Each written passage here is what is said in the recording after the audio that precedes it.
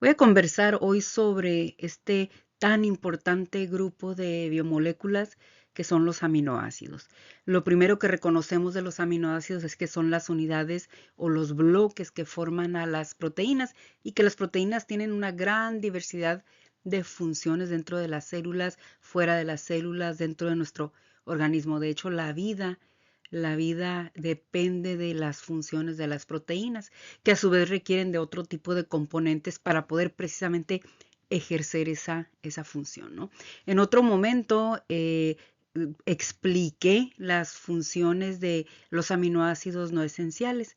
Ahora es el turno de los aminoácidos esenciales, ¿no? Y entonces, ¿qué significa esenciales o no esenciales? Bueno, significa que los aminoácidos de los 20 distintos que pueden formar a nuestras proteínas, algunos de ellos tenemos la capacidad de formarlos, la capacidad de sintetizarlos, y esto es gracias a que contamos con una serie de enzimas que se encargan de transformar moléculas en donde el resultado es alguno de estos aminoácidos. Y esos son los aminoácidos no esenciales, son aquellos que nosotros podemos formar.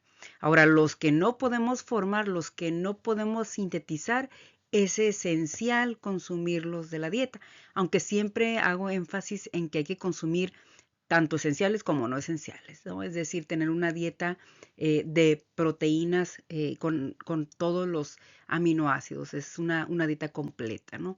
Entonces, los aminoácidos esenciales, pues no los podemos formar. Y entonces, insisto, hay que consumirlos. La única o una de las vías de ingreso de estos es a través de la dieta, ¿no? En la parte superior de esta imagen podemos ver que tres términos, ¿no? La dieta, aminoácidos no esenciales y las proteínas viejas, ¿no? Todos estos son fuente de aminoácidos. Y aquí es muy importante para este tipo de aminoácidos que son esenciales, que no tenemos la capacidad de formar, bueno, consumirlos a partir de la dieta, ¿no? Pero la posa, es decir, todo lo que lleva al interior de nuestro cuerpo, al interior de nuestras células, a los aminoácidos, son tres mecanismos. Uno, la dieta.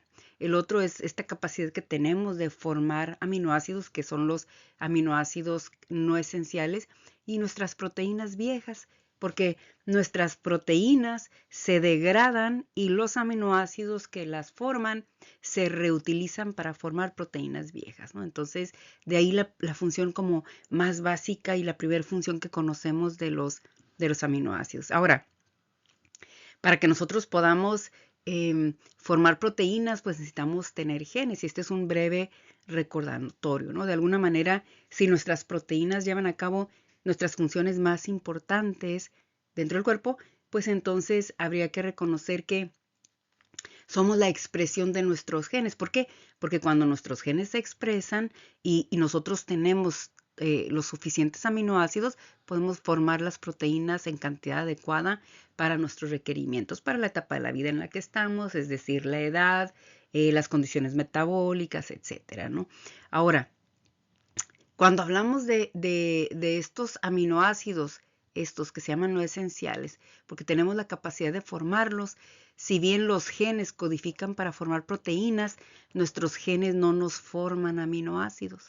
Los aminoácidos no están codificados en el DNA, pero que sí está codificado, por eso aquí lo puse.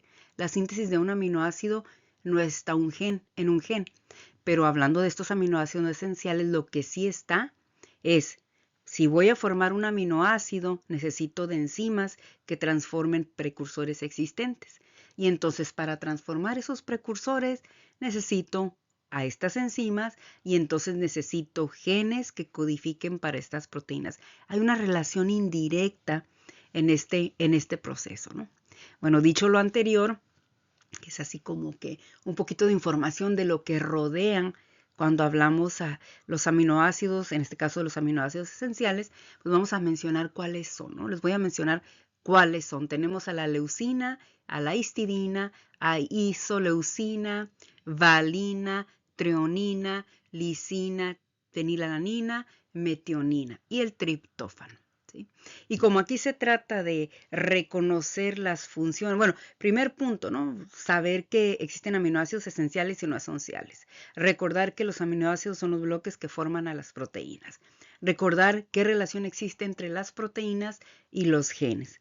Pero también reconocer por qué estos aminoácidos son importantes, además de tener esa capacidad para formar proteínas, ¿no? Y entonces yo aquí puse algunos ejemplos. Por ejemplo, la leucina.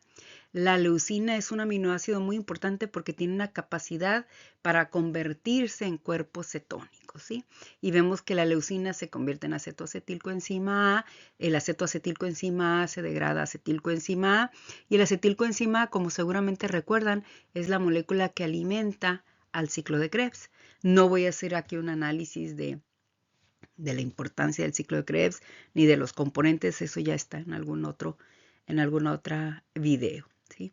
Ahora, sí puedo mencionar o sí les quiero mencionar que ¿por qué es importante tener aminoácidos que formen cuerpos cetónicos?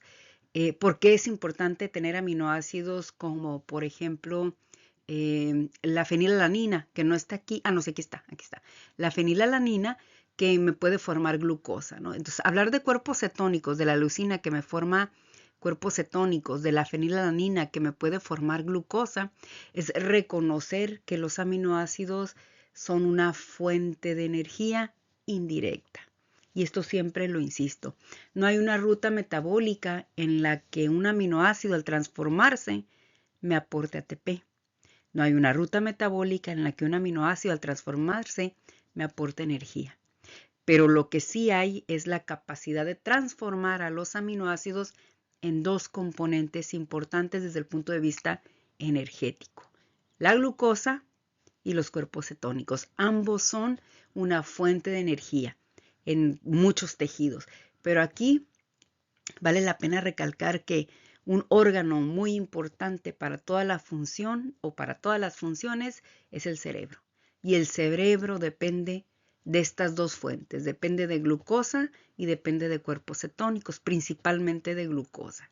Entonces, los aminoácidos de forma indirecta van a poder sostener el metabolismo energético en el cerebro a través de esta capacidad de poder convertirse en glucosa y poder convertirse en cuerpos cetónicos, ¿sí? Entonces, por eso es tan importante reconocer esto, ¿no?